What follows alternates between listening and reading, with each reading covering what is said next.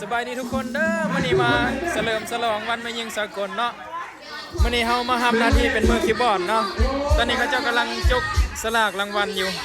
ตอนนี้กำลังจกสลากเนาะนี่เลยคีย์บอร์ดเฮาหน่วยเก่าหน่วยเดิมเนาะ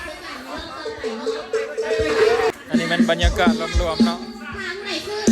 นี่เลยราคาลด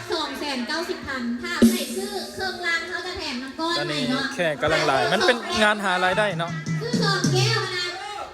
อยู่บ้านจอมเพชรเหนือเด้อจอมเพชรใต้บ่ทีมงานเฮา จวดจ้าดจวดจ้าดจวดจ้าดแล้วกูจะทำให้เอาตอนนี้ให้อ้ายเพิ่นมาลินคีย์บอร์ดแทน มาเบิ่งบรรยากาศรวมทางพุ่นก็ยกเบียร์กันอยู่นั่งห้องลายมานี่นะ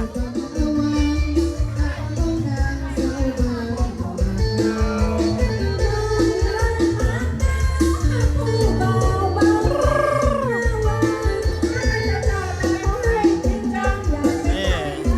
ให้เมื่อยมาลินคีย์บอร์ดเปลี่ยน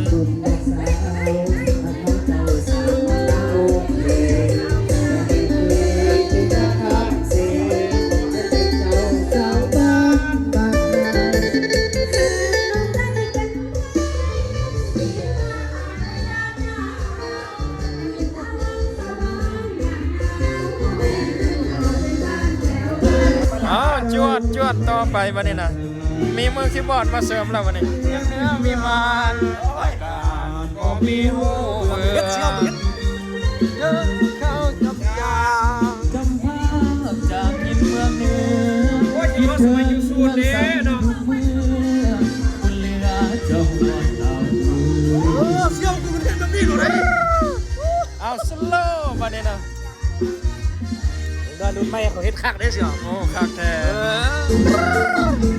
ในกรุงเสียแล้วละนอกลายเป็นกุหลาบประดับใจผู้ใดนอ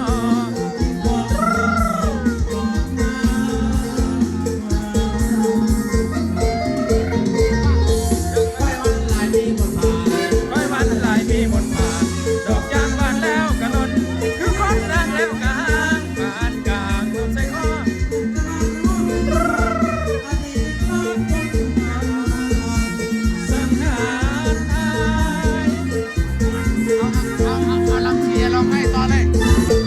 ลำซี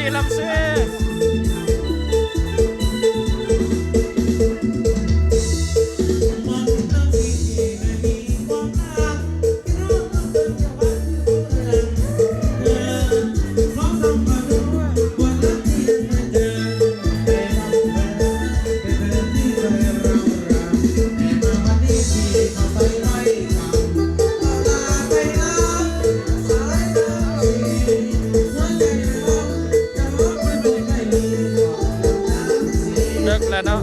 ตอนนี้แขกก็เริ่มทยอยกันเมื่อเมียอายมาเมียอายไปก่อนนะสุรา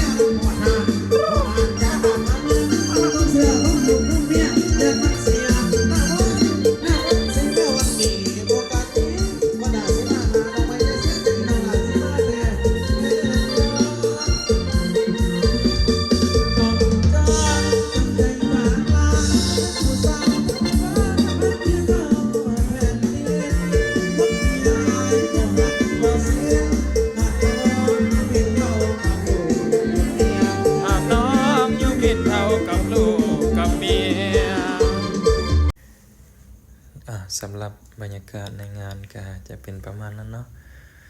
การบริทายให้เบิ่งแบบคักๆปันใดเพราะว่าค่าเล่นคีย์บอร์ด สำหรับคลิปนี้ก็ขอลาลงเพียงเท่านี้เด้อพบกันใหม่ในคลิปหน้าเนาะไปแล้วบ๊ายบาย